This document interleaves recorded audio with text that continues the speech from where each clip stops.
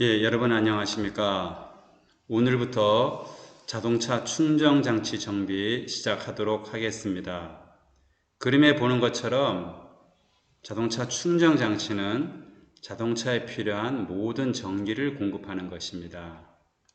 그림에서 보는 것처럼 자동차의 시동이 꺼져 있을 때는 자동차의 이 배터리를 통해서 전기를 공급합니다. 그러다가 시동이 걸리고 나면 이 발전기에서 전기를 발전해서 자동차에 필요한 전기도 공급하고 또 배터리에 충전시키기도 합니다. 그래서 우리가 충전 장치에서 배울 것은 이 배터리와 이 발전기에 대해서 배우게 됩니다. 간단히 먼저 기호를 말씀드리면 이 발전기가 중요한데요. 이 발전기는 차에 시동이 걸리고 나면 항상 이 분리에서 이 발전기가 돌아가게 됩니다. 여러분 여기 그림에 보는 것처럼 발전기에 이 분리가 보이죠? 이 분리는 크랭크 축의 벨트로 연결되어 있어서 자동차에 시동이 걸리면 항상 같이 돌아갑니다. 처음에 시동이 걸 때만 이 배터리에서 전기를 공급을 받게 됩니다.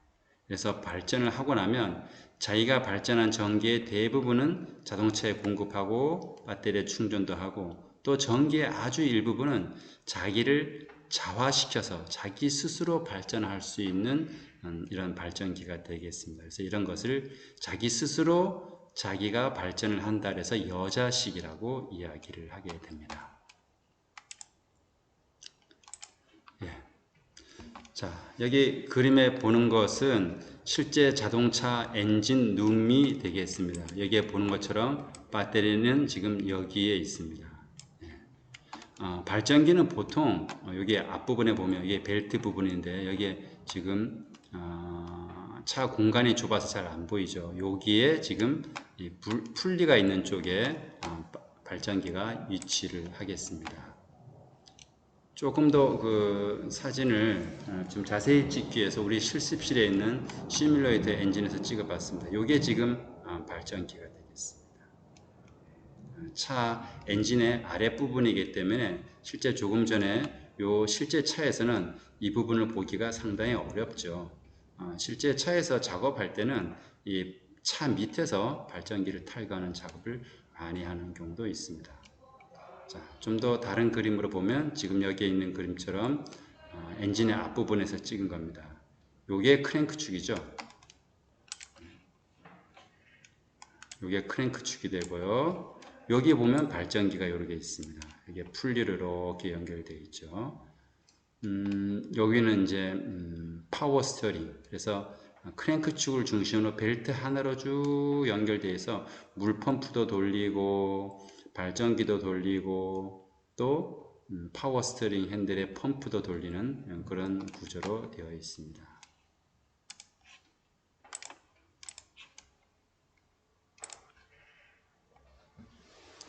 자, 지금까지 잠깐 했던 얘기를 좀 정리하면요.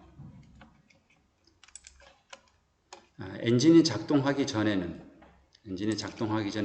어디서 전기를 공급한다고요? 예, 축전지에서 자동차에 필요한 전기를 공급합니다. 엔진이 작동된 후에는 그 다음에는 발전기에서 전기를 발전해서 차량에 필요한 전기를 공급을 합니다. 그런가 동시에 이 발전기에서는 축전지를 충전하기도 하죠. 그래서 차량의 주행 조건에 따라서 자동차에서 필요한 전기를 발전기와 축전지에서부터 동시에 공급을 받을 수도 있습니다. 예를 들어서 자동차의 전기 부하가 가장 많이 걸릴 때는 언제일까요?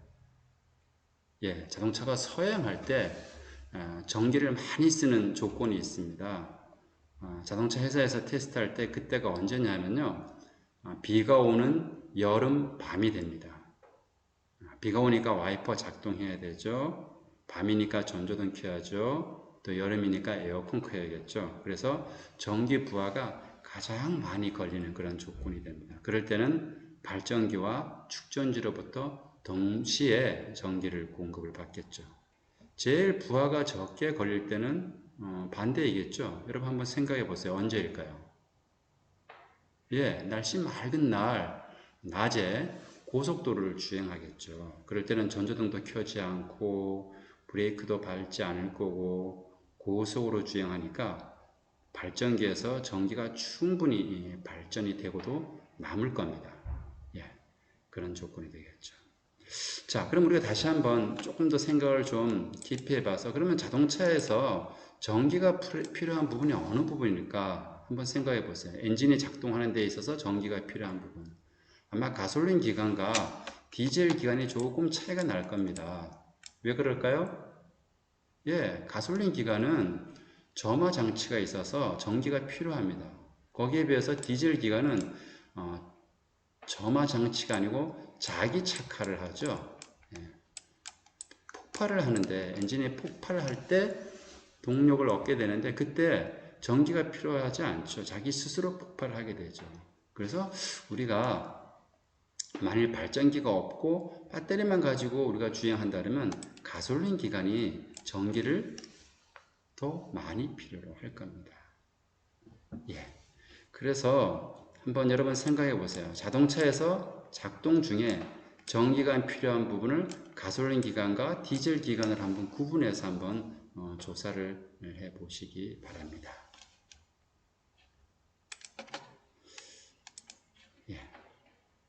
다음 축전지의 역할에 대해서 살펴보겠습니다. 조금 전에 우리가 살펴본 것처럼 축전지는 자동차가 정지 시에 각종 전기장치에 전력을 공급한다 그랬죠. 언제일까요? 시동을 끄고 여러분 시동키 온 상태에서 자동차에 전기가 공급됩니다. 그때 라디오도 켜지고요. 요즘 자동차에 핸들 히터도 있죠. 거기에 전기도 공급되고요. 시트에도 열선이 있으니까 거기도 전기가 공급될 거고요. 그 다음에 브레이크 등을 밟아도 혹은 전조등을 켜도 시동키 온 상태에서 즉 ACC 상태에서는 모든 전기가 자동차에 공급됩니다. 그럴 때는 이 축전지에 의해서 전기가 공급이 됩니다. 그 다음에 차량 운행 시간 기관에 필요한 전력을 공급하고 발전기에서 발전되는 전기량과 소모되는 전기량을 적절히 조절해 주는 기능을 하게 되겠죠. 이 배터리가 완충 역할을 하게 되겠습니다. 축전지 구조를 이렇게 단면을 보게 되면요. 여러분 이렇게 되어 있죠.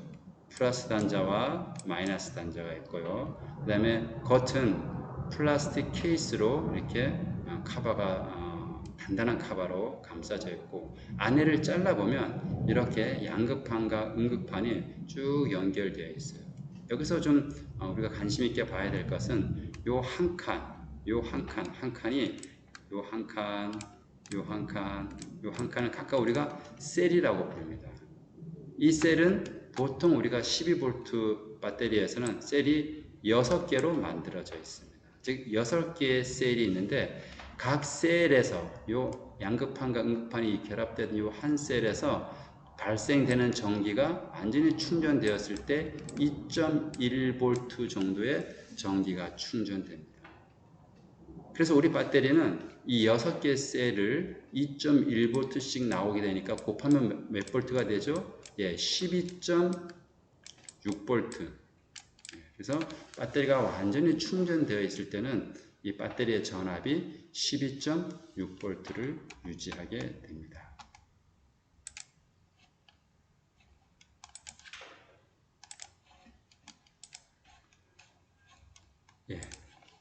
다음.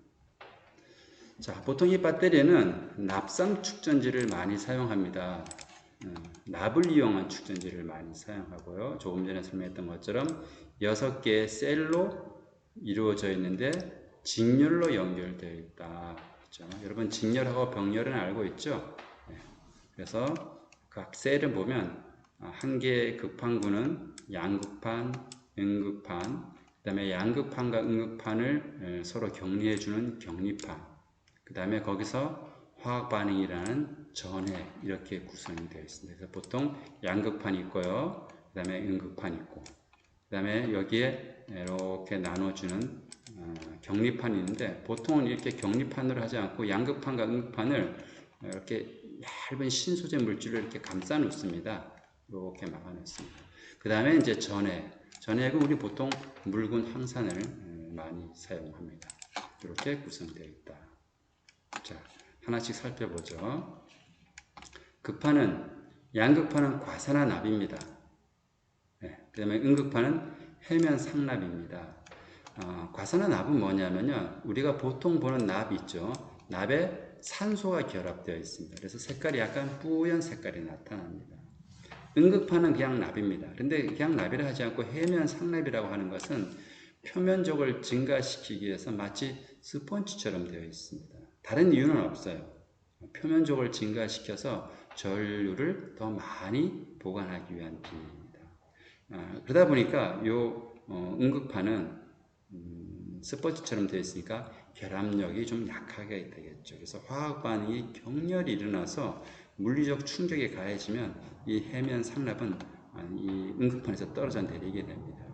그래서 과도한 충격이나 과도한 충전으로 화학 반응이 격렬히 일어날 때 배터리의 수명이 단축이 되는 위험성이 있습니다. 격리판은 양극판과 음극판의 접촉을 방지하기 위해서 다공질의 절연판 격리판을 설치합니다. 즉 양극판하고 음극판이 있을 때 이 두 개가 서로 달라붙지 못하도록 하는 역할을 하게 됩니다.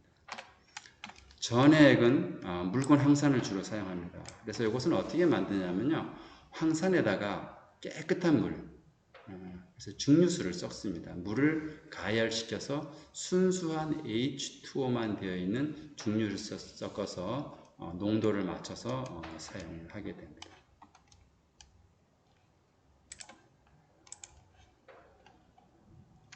예, 이제 우리 배터리의 충전과 방전 과정을 한번 살펴보겠습니다. 이것은 화학작용인데요. 그림을 한번 먼저 보도록 하죠. 양극판은 아까 얘기했던 것처럼 과산화납을 쓴다 그랬어요. PbO2가 되겠고요. 음극판은 해면 상납, 그냥 납이죠. Pb가 있고요. 황산은 H2SO4입니다. 물에 황산이 섞여 있죠. 그래서 양극판은 과산화납, 음극판은 해면 상납, 그 다음에 요거는 묽은 황산이 되겠죠. 전해액이 되겠습니다. 요것이 이제 방전된다, 즉 전기를 우리가 끌어 쓴다. 그럴 때는 PbSO4, 음극판도 PbSO4로 바뀌고요. 그 다음에 전해액은 물로 변환됩니다. 요건 좀 자세히 하나씩 설명을 하도록 하겠습니다. 자, 배터리를 우리가 만일 분해해서 보게 되면 양극판은 과산화납입니다. 그래서 약간 갈색을 띠고요. 음극판은 해면 상납, 아까도 얘기했던 것처럼 표면적을 증대시킨 해면 상납을 씁니다. 전해액은 묽은 황산이고요. 그래서 묽은 황산의 농도가 굉장히 중요합니다. 농도가. 그래서 우리가 농도를 잴 때는 뭘로 재냐면 비중으로 잽니다. 그래서 20도일 때 완전히 충전되어 있는 배터리는 비중이 1.260이 나오게 됩니다. 이건 좀 더 계속 얘기가 나오니까 다음에 좀 자세히 설명하도록 하겠습니다. 자, 방전이 된다. 그러면 화학적으로 어떤 일이 벌어지는가 한번 살펴보도록 하겠습니다. 자, 아까 양극판은 PbO2라 그랬죠. 과산화납이라 그랬죠. 과산화납에서 산소가 떨어져 나옵니다. 그리고 음극판은 해면 상납이라 그랬죠. 해면 상납에 SO4가 붙습니다. 그리고 묽은 황산은 H2O가 만들어집니다. 그래서 이런 과정을 띱니다. 그래서 양극판, 음극판에서 묽은 황산과 결합해서 양극판도 PbSO4가 되고 음극판도 PbSO4가 되면서 물이 점점 생기게 됩니다. 그래서 그렇게 되면 아까 보세요. 여기에 묽은 황산이 1.260 완전히 충전됐을 때가 1.260이라 그랬죠. 근데 전기를 점점 갖다 쓰면 H2O 즉 물이 점점 생기게 됩니다. 그러면 어떻게 되겠어요? 예, 전해액의 농도가 낮아지게 됩니다. 그래서 우리가 배터리 점검할 때 이 배터리가 얼마나 지금 전기를 충전하고 있는지 확인하기 위해서 전핵의 농도를 재므로써 배터리의 충전 상태를 알 수 있다는 것이 바로 이것 때문에 알 수가 있는 겁니다.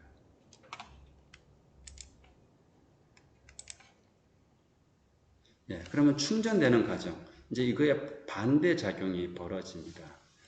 전기를 플러스와 마이너스의 전기를 공급하게 되면 아까 봤던 이 묽은 황산, 농도가 좀 낮아졌던 묽은 황산이 전기 분해를 일으킵니다. 그러면서 어떤 일이 벌어지냐면 아까 PbSO4가 여기 양극판이고 PbSO4도 음극판이었죠. 이것이 이렇게 바뀝니다. 다시 황산이 떨어져 나와서 양극판에는 납에 산소만 붙게 되고 음극판에는 여기에 있던 SO4가 떨어져 나가서 납만 남게 됩니다. 그리고 다시 묽은 황산으로 변화가 이루어집니다. 그렇게 되니까 다시 농도가 올라가겠죠. 네. 이럴 때 이 양극판에서는 산소가 발생하고요. 산소 가스가 발생하고 음극판에서는 수소가스가 발생하게 됩니다. 그러면 여러분 아까 우리가 이 배터리는 플라스틱 케이스에서 단단히 보호받고 있다고 그러는데 산소와 수소가스가 나가니까 어떻게 되겠어요? 예, 플라스틱 케이스가 팽창을 하게 됩니다. 더 심하면 플라스틱 케이스가 부풀다가 급기야는 터질 수도 있습니다. 굉장히 위험한 상태가 발생될 수 있죠. 그래서 그걸 방지하기 위해서 배터리에 보면 아주 조그만 구멍이 있어서 거기에 산소와 수소가스가 빠져나갈 수 있는 길을 마련해 두었습니다. 또 하나, 배터리가 이런 과정이 계속 발생이 되면 충전하고 또 방전하고 계속 하게 되면 산소와 수소가 계속 공기 중으로 날아가겠죠. 그러면 어떻게 되겠어요? 예, 이 묽은 황산이 양이 점점 줄어듭니다. 예, 그래서 처음에는 묽은 황산이 이 정도까지 있었는데 배터리를 많이 쓰다 보면 이만큼까지 줄어드는 경우도 볼 수가 있습니다. 그래서 과거의 배터리는 사용하다가 물이 줄어들었으니까 산소와 수소가 줄어드는 것은 물이 전기 분해 과정에서 줄어드는 거니까 증류수를 다시 보충하기도 했습니다. 사실 그런 과정이 굉장히 복잡했었죠. 그래서 최근에는 그런 유지 보수가 필요 없는, 즉 메인테넌스 프리에서 MF 배터리라는 것을 만들어서 요즘은 대부분 MF 배터리를 사용을 하고 있습니다.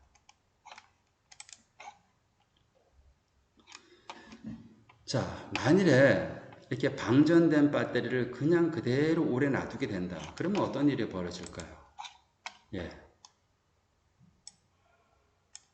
양극판, 음극판이 모두 PbSO4가 되겠죠. 이 전해액은 농도가 많이 낮아지고 그럴 때는 여기서 보는 것처럼 이런 형태, 즉 PbSO4로 변화돼서 영구 황산화납이 됩니다.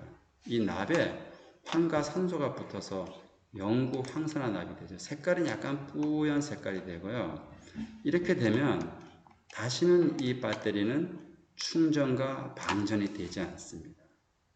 예, 완전히 극판이 굳어집니다. 이런 현상을 우리는 뭐라고 하냐면 설페이션이다. 설페이션이다. 그래서 배터리를 방치된 상태에서 오래 방치하면 설페이션 현상이 발생됩니다. 과거에 이런 설페이션 현상이 발생된 이런 배터리는 초기에 약한 전류로 아주 장시간, 아주 오랜 시간 충전하면 회복이 되는 경우도 있습니다. 그렇지만 이 방전된 상태가 너무 오래되어 있으면 회복 충전으로도 다시 배터리를 되살릴 수가 없죠. 그럴 때는 그런 배터리는 교환을 해야 됩니다. 예, 다음은 배터리의 판독에 대해서 공부해 보도록 하겠습니다. 이 왼쪽 그림은 실제로 배터리를 찍은 모습입니다. 예, 배터리 찍은 모습에 보면 몇 가지 정보가 나타납니다. 이제 우리가 이 정보를 좀 살펴보고 이 정보를 보는 방법을 배워야 되는데요. 자, 크게 세 가지 정보가 있습니다. 자, 하나씩 살펴보도록 할게요. 여러분 가능하면 이 책에 요